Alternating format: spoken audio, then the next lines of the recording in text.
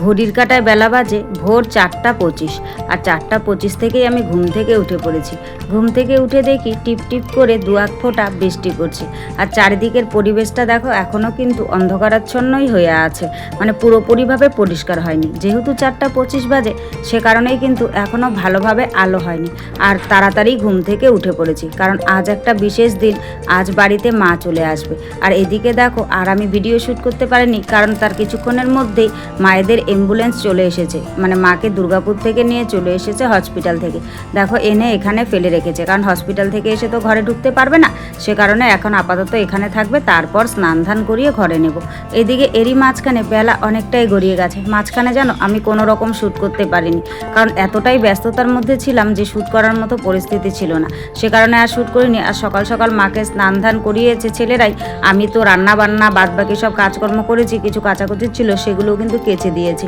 আর সকাল সকাল একটুখানি বৃষ্টি হওয়ার পর খুব সুন্দর কিন্তু রোদ্দুর উঠেছে, সে কারণেই এই সকাল সকালই কাপড় চোপড়গুলো শুকিয়ে গেছে। মোটামুটি কাজকর্ম সব গুছিয়ে দেখি যেহেতু সব কাপড়গুলো শুকিয়ে গেছে, তাই কাপড়গুলো তুলে নিয়ে এসে বারান্দায় বসে কিন্তু সুন্দর করে ভাঁজ করে রাখছি। কারণ অজস্র কাপড় চোপড় আছে, যদি এখন তাও করে ভাঁজ করে না রাখি তাহলে পরবর্তীতে আর সময় পাবো না। সে কারণে যেগুলো শুকিয়ে গেছে সেগুলোকে কিন্তু সুন্দর করে ভাঁজ করে রেখেছি। আর যেহেতু খুব গরম পড়ছে, তাই দেখো ফ্যান চলছে। তো যাই হোক, কাপড় চোপড় ভাঁজ করে নিয়ে এখন কিন্তু সুন্দর করে আমি ঘরগুলোকে মুছে নিচ্ছি। আর মাকে স্নান ধান করিয়ে একদম পরিষ্কার পরিচ্ছন্ন করে ভাইয়ের ঘরে রেখেছি, কারণ এ ঘরে তো মানে ঠাকুর আছে, জায়গা নেই। আর মায়ের এখনও পর্যন্ত ক্যাথিডার লাগানো আছে, সে কারণেই কিন্তু এ ঘরে আর মা ঢোকেনি, মাকে একদম ভাইয়ের ঘরেই রেখেছি। আর এদিকে ঘর দোরগুলো সুন্দর করে মুছে এখন কিন্তু বারান্দাটা মুছে নিচ্ছি। তবে সকালবেলায় মাকে স্নান ধান করানোর পরও কিন্তু একবারে আমি ঘর দোরগুলো মুছেছিলাম, তো পরবর্তীতে আবার পাড়াপাড়ি হয়েছে, সেই কারণে আবারও আমাকে ঘর দোরগুলো মুছতে হচ্ছে। আর রান্নাবান্না সব কিন্তু কমপ্লিট করে নিয়েছি। আর এদিকে দেখো তারপরেও আরও অজস্র কাপড় চোপড় কেচে দেওয়া হয়েছে।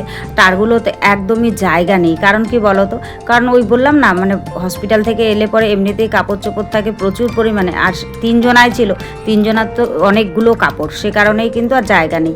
আস্তে আস্তে ধোয়া কাচা হচ্ছে আর গোছগাছ করা হচ্ছে। এইদিকে তোমাদের সঙ্গে গল্প করতে করতে দেখো গোটা ঘর কিন্তু আমি সুন্দর করে মুছে নিয়েছি, বারান্দাও মুছে নিয়েছি। মোটামুটি কাজ যেহেতু কমপ্লিট করে নিয়েছি, এখন স্নান করতে হবে। আর এদিকে দেখো মাকে খেতে মানে খাওয়াতে বলেছে ডাব।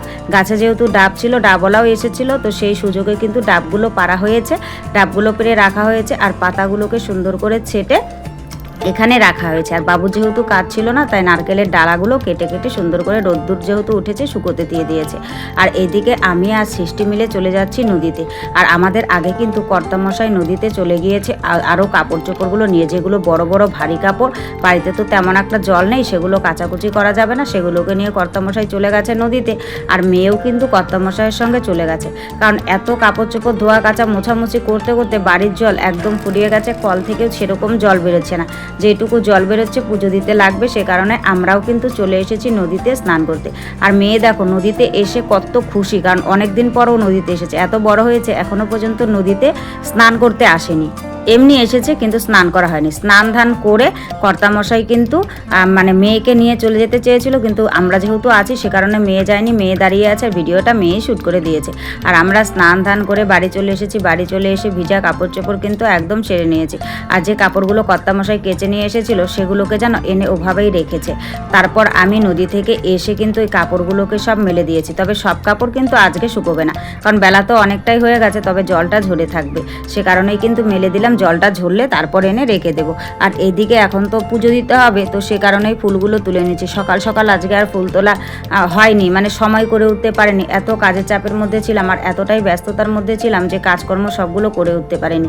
আর একটু রেহাই পেয়েছি, সৃষ্টি আমার সঙ্গে ছিল, ওই যে মানে ননদটাকে আমার সঙ্গে দেখলে সে আমার সঙ্গে সঙ্গে টুকিটাকে কিন্তু এটা সেটা কাজ করে দিয়েছে, সে কারণেই কিন্তু অনেকটা কাজ রেহাই পেয়েছি। তারপর একসঙ্গেই কিন্তু গিয়ে দুজনায় স্নান করে চলে এসেছি। ও এখন ওর বাড়িতে গেছে, ও পুজো টুজো দেবে, আর আমিও এই সুযোগে পুজো টুজো দেবো। দিয়ে তারপর কিন্তু খাওয়া দাওয়া সব কমপ্লিট করব।